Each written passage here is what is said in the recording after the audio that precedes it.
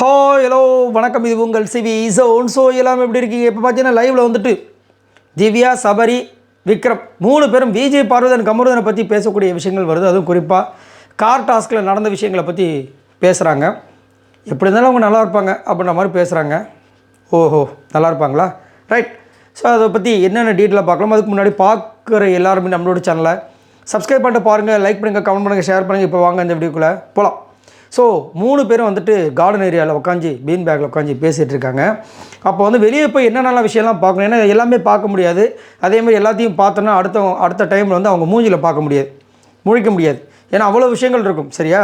அதனால் வந்து எதெல்லாம் பார்க்கலாம்னு சொல்லிட்டு ஒரு டிஸ்கஷன் போயிட்டுருக்கு. அப்போ வந்து திவ்யா என்ன சொல்கிறாங்கன்னா, இந்த கார் டாஸ்க்கு, டிக்கெட்டு ஃபினாலே, அதுக்கப்புறம் ரீல்ஸ், எடிட்ஸ், அதுக்கப்புறமா பிக் பாஸ் நேற்று வந்து என்கிட்ட பேசுகிற best moment in big pass, அதை நான் கண்டிப்பாக வந்து இது பண்ணணும் அப்படின்னு சொல்லிட்டு கார் டாபிக் அப்படியே உள்ளே வருது. அப்போ அவங்க என்ன சொல்கிறாங்கன்னா, கமருதனும் விஜய் பார்வதி கொஞ்சம் அவசரப்பட்டுட்டாங்களோன்னு எனக்கு தோணுது.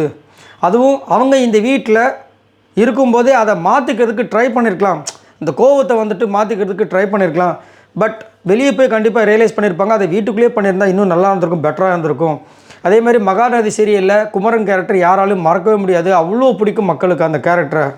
அதே மாதிரி அவ்வளோ ரசிப்பாங்க அவர் அந்த கேரக்டரை. ஏதோ ஒரு விஷயத்தை இந்த வீட்டில் அவன் இழந்துட்டானோன்ற மாதிரி ஒரு வருத்தமாக இருக்குது. அதே மாதிரி இன்றைக்கி போட்ட ஏவியில் பார்வோட கான்ட்ரிபியூஷன் அவ்வளோ இருக்குது, அதை யாராலும் மறுக்கவே முடியாது அப்படின்ற மாதிரி ஒரு விஷயத்தை வந்து பேசிகிட்டு இருக்காங்க. இப்போ சபரி வந்துட்டு ஒரு விஷயம் சொல்கிறாங்க, என்னென்னா விஜய் பார்வதி சொல்லியிருப்பாங்க, அதே ஏவியிலே வந்திருக்கும், எனக்கு அப்பா இல்லை, இந்த பிக் பாஸ் வாய்ஸ் தான் எனக்கு அதை வந்து இது பண்ணுற மாதிரி இருக்குது அப்படின்னு சொல்லி அழுதுருப்பாங்க. நம்ம அமித் கடை தான் சொல்லி அழுதுருப்பான்னு நினைக்கிறேன். அதை சொல்லி அவருமே ஃபீல் பண்ணிகிட்ருக்காங்க. என்னத்தை சொல்கிறதுன்னு தெரியல. ஸோ இந்த மாதிரி தான் வந்துட்டு கமருதன் விஜய் பார்வதியை பற்றி இவ்வளோ நாள் விட்டுட்டு ஃபினாலே டைமில் வந்து பேசிகிட்டு இருக்காங்க. சூப்பரில். ஏன்னா இதுக்கு முன்னாடிலாம் பார்த்தீங்கன்னா இவங்க 2 பேர் வாயிலும், அதாவது விக்ரம் வாயிலும் எனக்கு தெரிஞ்சு வரல விஜய் பார்வதி கமருதனை பற்றி. சபரியும் எதுவுமே பேசலை, அதை தவிர்த்துருவாங்க. திவ்யா பேசினாங்க. திவ்யா என்ன பேசுவாங்கன்னா, நேற்று நைட்டு யார்கிட்ட சொல்லியிருப்பாங்கன்னா, நம்ம யார் தர்பீஸ் கிட்ட கூட சொல்லியிருப்பாங்க, அதான் அவங்க சிஸ்டரை வச்சு செஞ்சு விட்டு அமுச்சு விட்டோம்ல அப்படின்ட்டு. ஸோ இன்றைக்கி கூட பார்த்தீங்கன்னா அந்த ஒரு இது போட்டுருந்தாங்க, அதாவது சொல்கிறது எமோஷனல் குறும்படம் ஏவி, அதில் கூட எல்லாருமே வந்து எந்திரிச்சு நின்று கை தட்டுறாங்க.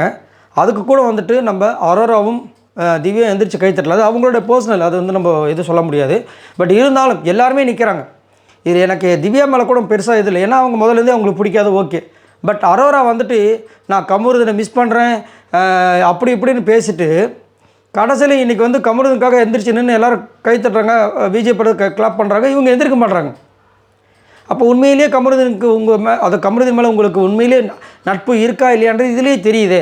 நீங்கள் விஜய் பார்வதிக்காக நிற்க வேண்டிய அவசியம் இல்லை. உங்களுக்கு பிடிக்காது, சரி ஓகே, கமருதனுக்காக நின்று இருக்கலாமே. ஏன்னா 2 நாளாக 3 நாளாக வந்துட்டு நான் கமருதனை மிஸ் பண்ணுறேன், கமருதன் கூட இருந்தப்போ சூப்பராக இருந்துச்சு அப்படி இப்படின்னு சொல்லிட்டு இருக்கும்போது இதை செஞ்சுருக்கலாமே. என்னத்தை சொல்கிறது தெரியல.